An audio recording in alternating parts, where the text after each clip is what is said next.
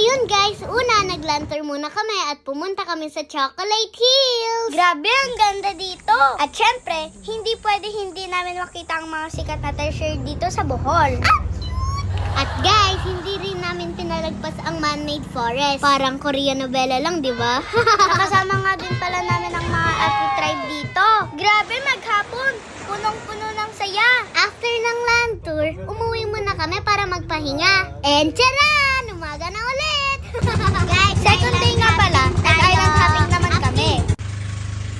Guys, nandito na kami sa Virgin Island. Nag-snorkeling nga rin nga pala kami. Dito talaga kami pinaka nag-enjoy, guys. Tignan nyo naman oh, ang lapit sa amin ng mga isda. Super nag-enjoy talaga kami sa island hopping na to. At nung kinagabihan guys, nanood naman kami ng Bohol Show Ocean Fantasy. Grabe, super recommended talaga manood ng show na to. Ang gagaling kasi ng mga performer eh. And of course, eto na ang favorite ko. Oops, oops, oops. Hindi yung kainan ah.